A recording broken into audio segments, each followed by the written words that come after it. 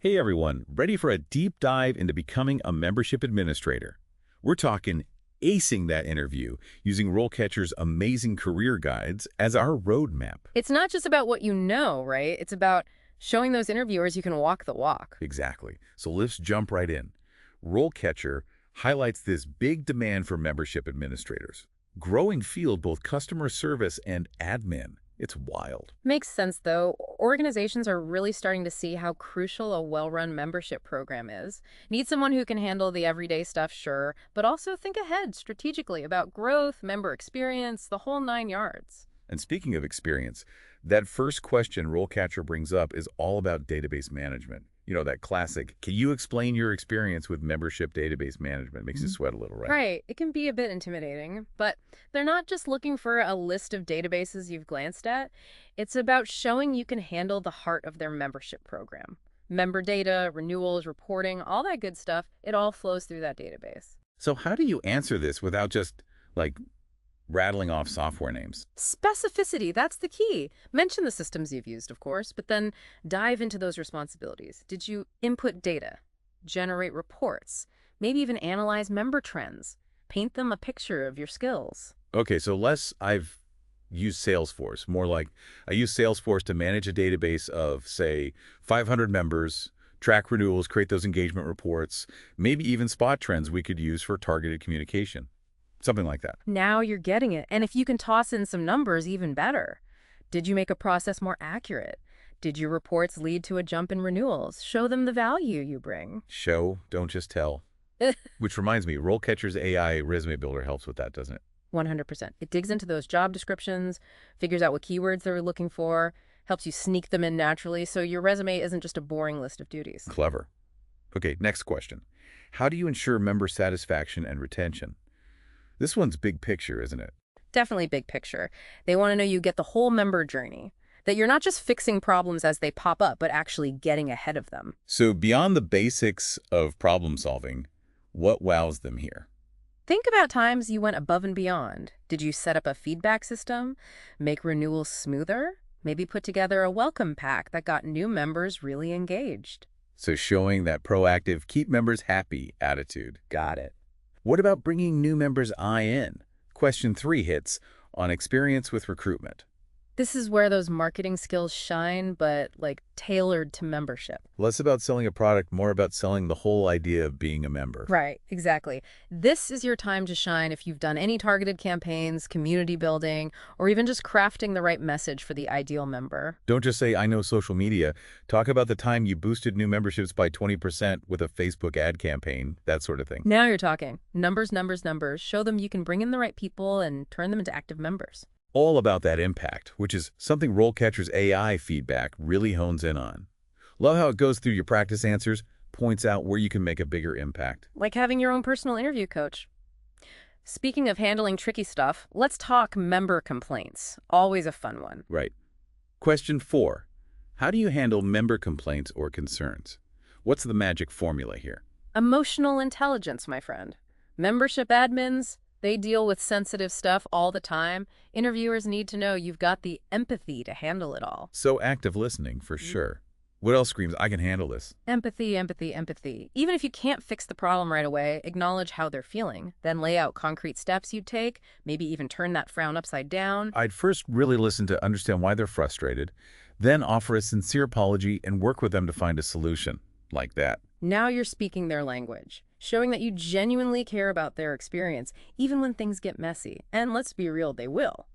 Speaking of messy, question 5 is all about event planning. You know, the kind that can make or break a membership. Can you describe your experience with event planning and execution? Already feeling the pressure. How do we knock this one out of the park? This is where you get to show off those organizational skills, how you handle a million things at once while still making sure the members have a blast. So we're talking budgets, deadlines, last-minute vendor chaos, the works. Bring it on, and don't hold back on the details here. Did you negotiate contracts, wrangle registrations, maybe even save the day when the tech went haywire during a virtual event? Let's say you organized a fundraising gala. Talking about managing the budget, the catering, the entertainment, ticket sales, all while making sure those members, who probably make up most of the guests, had an amazing time. Plus, don't forget the results. Did you hit those fundraising goals? Were people raving about it afterward? Those details matter. It's like that RoleCatcher AI feedback all over again. Find those spots where you can add punch to your answer. Speaking of staying organized, how do we handle this one? How do you prioritize and manage your workload? Ah, this is about showing them you thrive under pressure. Yeah. Everyone's got their own methods, right? The key is highlighting what works for you. So if I'm a to-do list fanatic, I should talk about how I use it to keep everything on track. Precisely. Maybe you live by time blocking. Tell them how you allocate your time for different tasks. The point is, you've got a system, it's effective, you're a time management ninja. Nobody wants to hire someone who's constantly drowning in deadlines, right? Right. And don't be afraid to name drop those tools you use. Project management software, the Pomodoro technique, whatever helps you stay on top of your game. Those specifics can really make you stand out as organized and proactive, which are like Membership Administrator 101. Now, this next one has me wondering, can you describe your experience with budget management? Is this a deal breaker if I haven't, managed a giant departmental budget before? Don't sweat it. It's not always about the size of the budget, you know? You can still talk about handling finances responsibly, even if it wasn't on a massive scale. So even if it's more keeping track of expenses for a team project and not running a six-figure budget, those skills still count. Absolutely. Maybe you're a spreadsheet whiz tracking expenses, or you're just really good with your own personal finances. The important thing is showing you understand those financial basics, that you can work within limits. And if I've used QuickBooks or even just good old Excel for budgeting, that's worth mentioning. Definitely. Shows you're comfortable with the tools, that you take accuracy seriously. And remember, a lot of membership organizations, they rely on those fees, so being financially responsible, that's huge.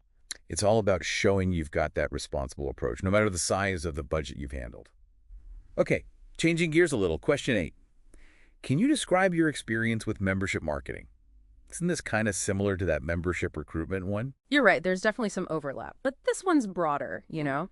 It's about showing you grasp those overall marketing principles, but specifically how they work for getting A&D keeping members. So less about individual campaigns, more about your big picture strategy. Bingo! Think about all those channels: email, social media, content marketing.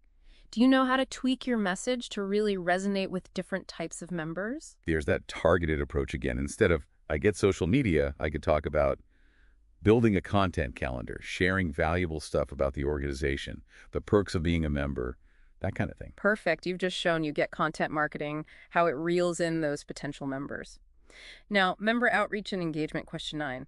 This one seems less about flashy tactics, more about that personal touch. Building those relationships. Can you describe your experience with member outreach and engagement? What should we zero in on here? It's about fostering community, making those members feel valued. Talk about how you've communicated with members before: newsletters, social media, maybe even those in-person events. So if I used to send out a monthly newsletter, upcoming events, member spotlights, maybe some industry news, that's something to mention. Absolutely. You're showing you understand the importance of keeping in touch, and you've got a concrete example of how you kept members in the loop and feeling connected. Now, this next one's interesting. Can you describe your experience with membership data analysis? Deal breaker if I'm not a full-on data scientist. Right, because not everyone's crunching numbers all day, every day. Exactly. Even without those fancy algorithms, you can still show you're comfy with data, that you can pull out insights.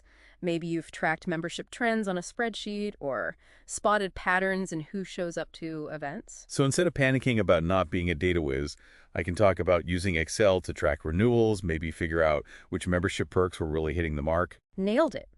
You've just shown you can use data to see trends, help make smart decisions. And that's valuable for any membership administrator, no matter their tech skills.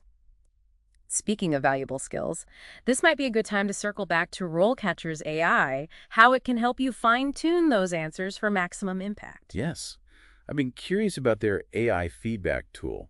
It analyzes your practice answers, right? Yeah. What's it looking for? Think of it as a personal coach, but minus the awkward small talk.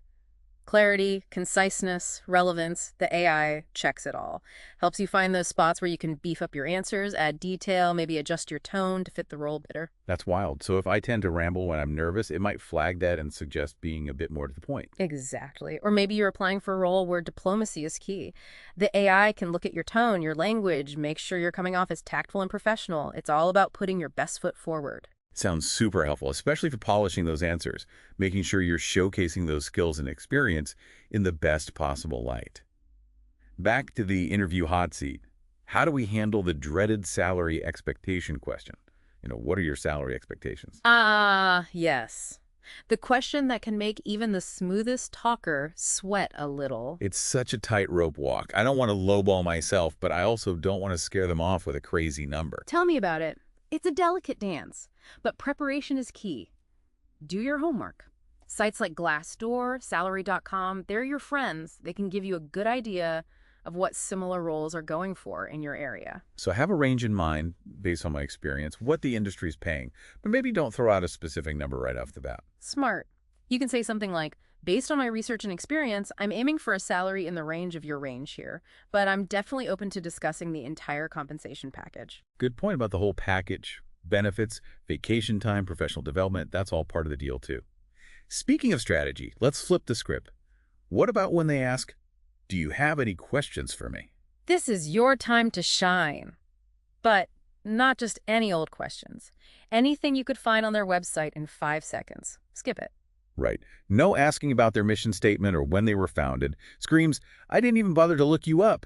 So what should I be asking? Think of it as showing off your research, that you're genuinely curious about the role, the organization, the whole shebang, instead of that tired, typical day question, which, let's be honest, it's different every day, right? Ask about what the membership department's grappling with right now, the challenges, the big wins. Oh, I like that. Shows I'm thinking strategically about how I could jump in and make a difference. Exactly.